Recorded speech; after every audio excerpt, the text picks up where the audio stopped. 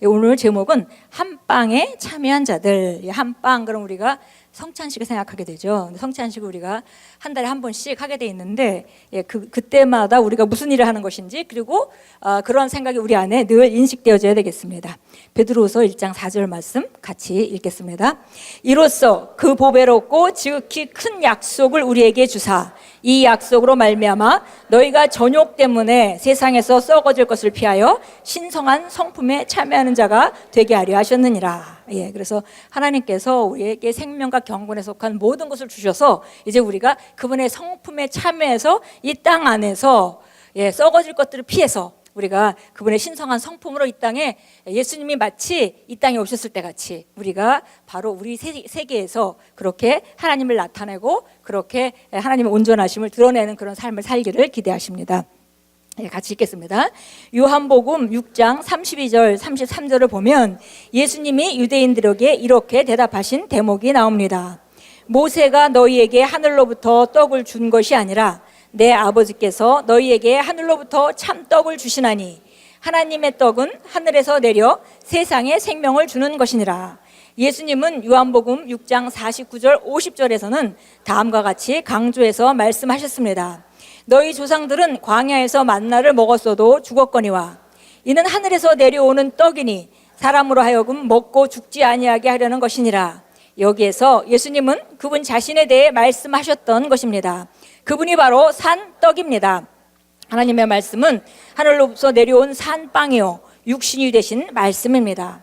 예수님은 요한복음 6장 51절에서 이를 설명하셨습니다.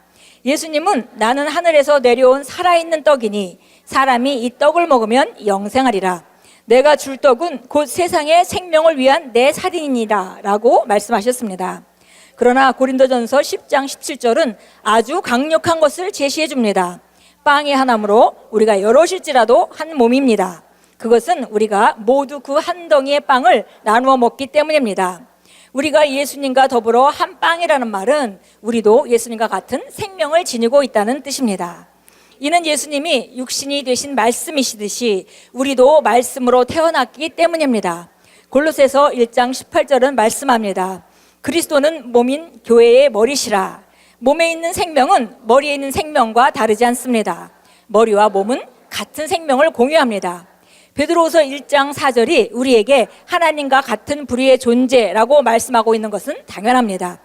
우리는 하나님의 생명과 영광과 의와 건강과 번영과 힘과 권세를 공유합니다. 이것이 바로 우리가 성만찬을 거행할 때 확언하는 것입니다. 즉 성만찬은 우리가 그리스도와 하나가 되어 그분의 몸과 살과 뼈의 지체가 된 것을 기리는 것입니다. 하나님을 송축합니다. 그래서 우리가 잊어버리지 않도록 정말 한 달에 한 번씩 계속 일을 하면서 그때뿐만이 아니라 우리가 보통 때도 항상 우리가 하나님의 생명과 영광과 의와 건강에 동참한 자라는 거, 그 공유한 예수님이 죽으시고 부활하셔서 하나님 보호자 우편에 앉아 계시면서 가지고 계신 모든 권세를 우리가 그리스도와 함께 그 자리에 앉아서 이런 삶을 이 땅에서 살아가도록 주님은 지금 하늘나라 가셔서 하나님 보좌 우편에서 그 권세의 자리에 앉아 계시지만 우리가 동시에 그 권세의 자리에 영적으로 앉아 있으면서 자연적인 영역으로는 우리가 세상으로 보내심을 받았습니다. 그래서 우리가 거기에 합당하게 살아가야 되는 거죠. 그래서 우리가 우리 삶을 다스리고 거기에 합당하게 살아가는 것을 하나님은 기대하십니다. 예수님이 이 땅에 보내셨을 때 하나님께서 기대하신 바가 있었을 것입니다.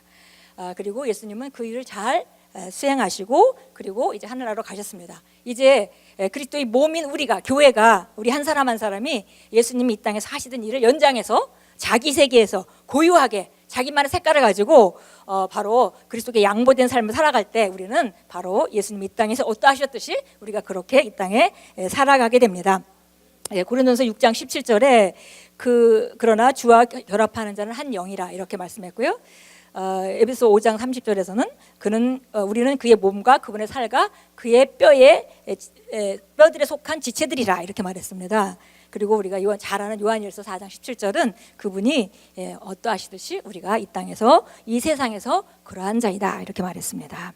그래서 우리가 정말 이렇게 어떻게 하든지 이제 우리가 아는 지식적으로 우리가 누구인지 무엇을 가지고 있는지 무엇을 할 수 있는지 아는 건 참 많이 아는 것 같습니다. 근데 아는 대로 이제 만들어야 되죠. 그죠? 삶에 나타나게 해야 되고, 그런 분야에 우리가 점령을 해야 되고, 우리가 하나님 말씀과 다른 것이 있다면 뚫고 나가서 우리가 차지하고, 그렇게 우리가 다스려 가야 되죠. 예, 그래서 정말 이번에 우리 김다희 목사님 오셔서 우리에게 정말 이런 쪽 부분에 새로운 계시를 드러내시는 귀한 하나님의 종이십니다. 예, 우리 함께 고백하겠습니다.